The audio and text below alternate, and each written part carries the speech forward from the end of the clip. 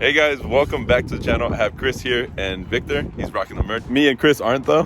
The ones who should? Yeah, the ones who should. Today we are working on the axle swap. Here we have a Dana 44A and it's trussed and locked in the rear. So I think we have to transfer over the brake stuff. That might be fun. I didn't even think about that. We have to transfer over the brake stuff. Yeah. Oh well, it's fine. Anyways, for now we are just gonna pressure wash it, clean it up. I'm gonna hit this with a wire wheel and put some spray paint over it. Later on we'll paint it, but for now we're just gonna do the coil buckets and get it installed. All right, so we got the wheels off. Next step is I'm gonna start with the easy stuff, which is the shocks, sway bar link. Get the coil out. I don't know if I should do the upper control arm or the lower. Hey, might as well cut your fucking muffler off, dude. Let's hear how this thing sounds. We have to take off the drive shaft, all the brake lines as well. I'm gonna keep the brake lines all together. I don't wanna have to bleed them. So we're gonna be able to take it off of the axle in one piece, I think, I hope. Brakes off, and on this side is the side I placed the axle seal and bearing, and for some reason it was leaking oil, as you can tell. That's not good at all. Anyways, we have to remove all this and move it over to the new axle, so we'll get started on that.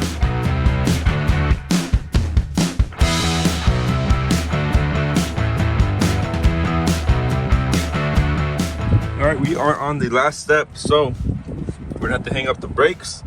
We already took off the A-arm. Next is the lower control arms, but we're gonna hang up the brakes first and then it'll just come out and we'll be ready for the new one. All right, we got the old one out, finally. New one there.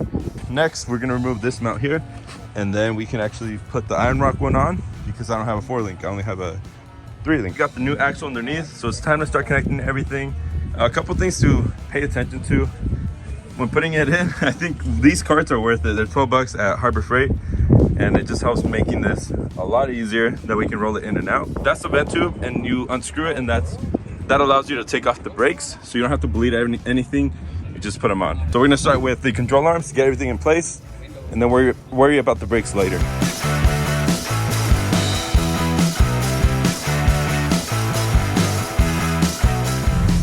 So we're pretty much getting done. We just need to put the brakes on, the calipers. I put this side on. The other side, we actually had a broken spring. So I recommend going to AutoZone, picking up one of these bags. It's like 20 bucks. It has all the brake parts for the drum brakes in here. Just put everything new.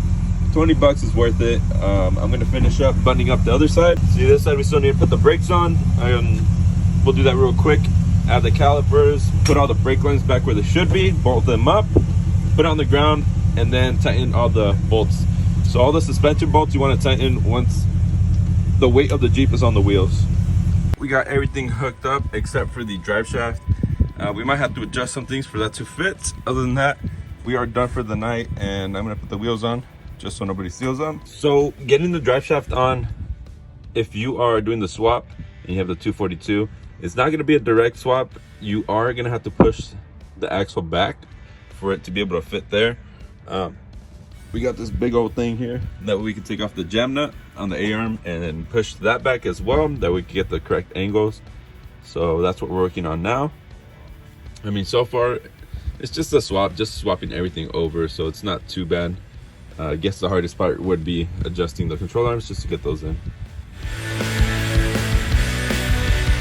All right, there it is. It's finally in with the drive shaft as well. So we did have to adjust the A-arm and the 2 control arms on the sides. On the 2, I did 9 turns out, and on the top, I don't know how many we did. We did 3 at the end, 6. So on the top, I don't know how many I did. I still did not flip that nut. It should be on the other side, but I mean, it was holding it fine as it was, so I just left it there. And then, like I said, 9 turns out on the sides, and that was enough for me to be able to put the drive shaft in. I mean, eventually we'll get a custom one, but for now, we're just gonna run this, and it seems like it's adjusted properly. I don't have anything to measure the angle, but it should be fine. Next up is we're gonna take off the front drive shaft because we're not gonna do the front axle today. I just don't have enough time, but we are gonna remove the front drive shaft so I can still drive it. It's still my daily, so I need something to get around in. And I asked you guys on Facebook, and they said it was fine as long as I don't go in 4-wheel drive, to drive with the 355s in the front and 456 in the rear. Look at this leak though. We have to fix that soon. That's not good. This drive shaft, I don't know if you guys can tell, but it's super extended right here. This is not good. It can actually if I flex too much, this can actually pop out. So we're taking this off. I'm actually gonna give this one to Chris, and eventually we'll get a custom one for the front. So I'm gonna be two-wheel drive for a little bit. Chris is putting the wheels on and we're gonna test it out, see how it drives. Pretty much done with the rear finally. It took about, I don't know, 7 to 9 hours, give or take. We're kind of just hanging out too, so it wasn't like all work. So about 7 hours, I would say, to swap the axle. It's just a bunch of little tedious things that you have to do, so not too bad. All right, so we're gonna test drive it. I took the front drive shaft out and we're keeping it in two-wheel drive as well. So I think we should be good. Everyone in the Facebook page said yes, so let's see.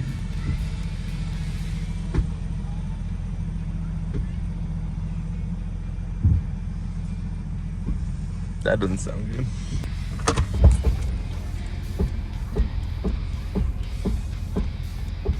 You want to check the letters? That did not sound good.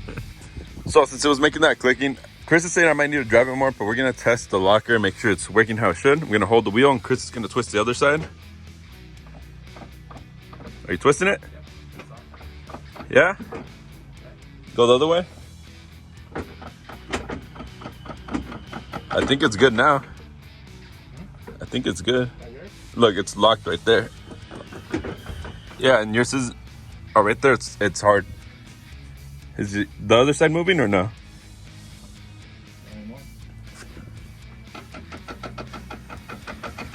Backwards it's moving. Forward it's locked.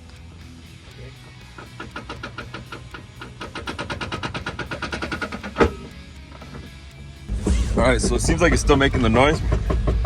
Nah, I think that's too. Oh. Nah. That does not sound good. Nasty.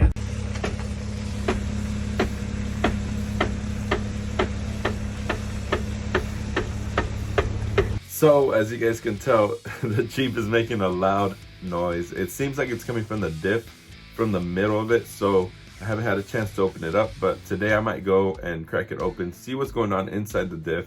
Some people were saying a broken ring and pinion or something like that, or it could be something wrong with the blocker itself. Maybe the springs are not good anymore, something like that. But the crazy part is, I drove the Jeep that the axle came from before we took it out and it was fine. It wasn't making any weird noises like that. So it's kind of weird that it is making noises now, but everything seemed adjusted properly, like the angle of the drive shaft. So I don't think it's anything to do there.